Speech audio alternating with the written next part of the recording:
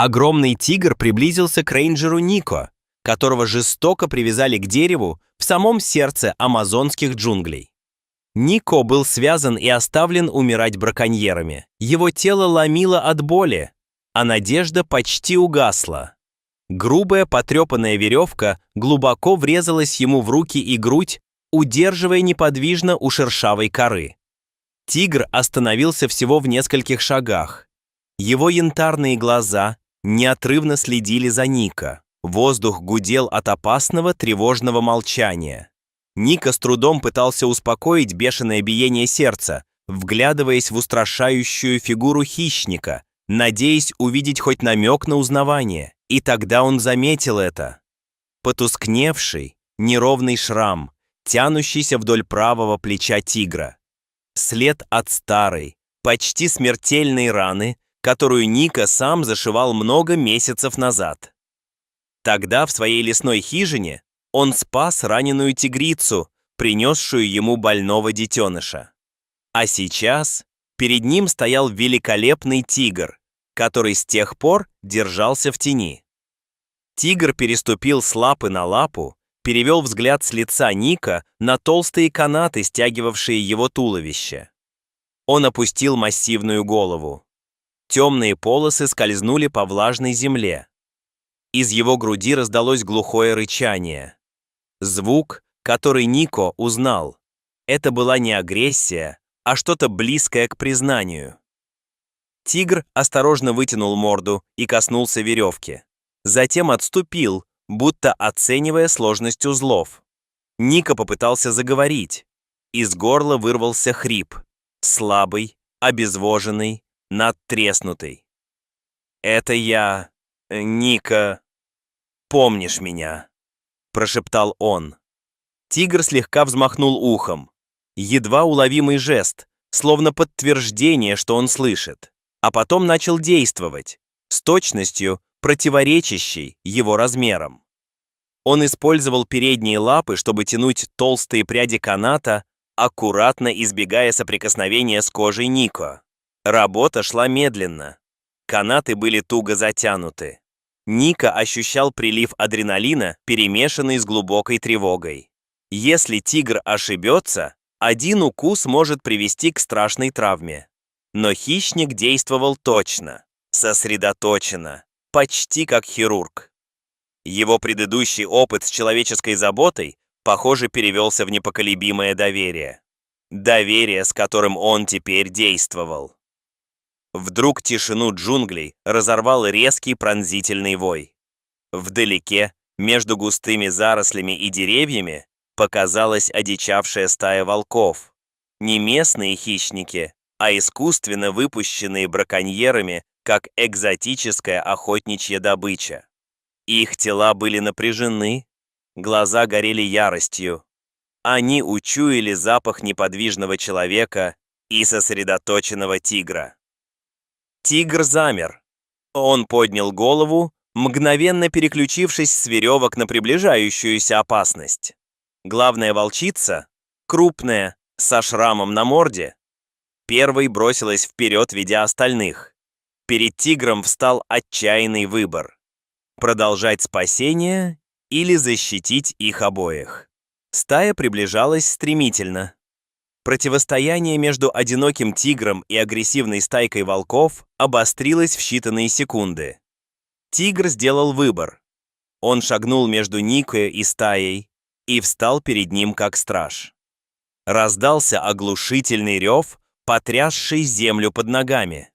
Это был не рык ярости, а чистый, угрожающий вызов. Волки на мгновение отшатнулись, напуганные масштабом и силой зверя. Но их голод и вид ослабленного человека победили страх. Они начали действовать тактически, обходя тигра с боков и используя численное преимущество. Схватка вспыхнула внезапно. Всплеск пыли, рычание, царапин и прыжков. Тигр бросился вперед, ударил одного волка в воздухе и отбросил его назад. Его массивное тело вращалось с удивительной ловкостью. Он удерживал остальных на расстоянии. Каждый удар смертельный, каждый прыжок в защиту не только себя, но и Нико. Нико наблюдал, беспомощный. Сердце колотилось в ушах. Он чувствовал вину. Он лежал связанным, пока его спаситель рисковал жизнью. В конце концов, тигр прогнал волков обратно в чащу. Но на его боку появилась свежая кровоточащая рана. Тигр вернулся к Нико, тяжело дыша, затем снова склонил голову к веревкам.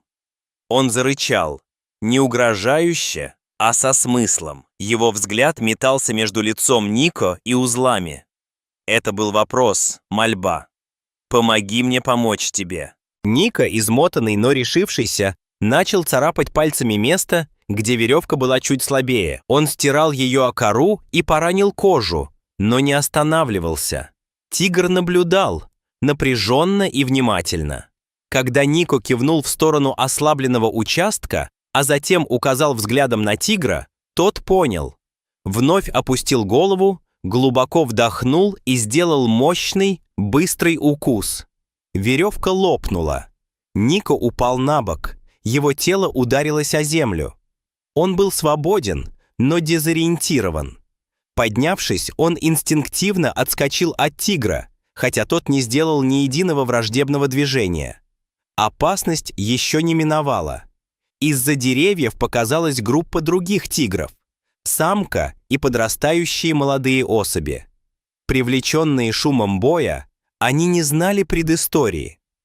Они увидели лишь человека на земле, одинокого и уязвимого. В тот момент Нико снова стал потенциальной добычей. Тигр-защитник тут же встал перед ним и издал рык. Не нападение, а предупреждение. Он утверждал: «Этот человек мой».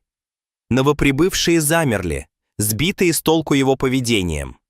Нико, воспользовавшись моментом, отполз за ствол дерева. Его спаситель стоял как страж. И только когда другие тигры наконец отступили обратно в лес, он обернулся. Опасность прошла. Тигр подошел ближе. Массивная грудь поднималась и опускалась. Не было угрозы и ожидания. Только взгляд, глубокий и полный смысла. Нико протянул израненную руку. Тигр опустил голову, позволив осторожно почесать себя там, где был шрам от той первой встречи. Это был мгновенный бессловесный акт доверия. Потом тигр тихо фыркнул и затем медленно, с достоинством, ушел в чащу джунглей, оставив Нико в безопасности. Эта встреча была не просто спасением. Это был урок.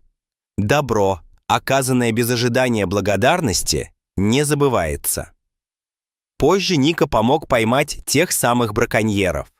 Но его настоящая награда была не в правосудии.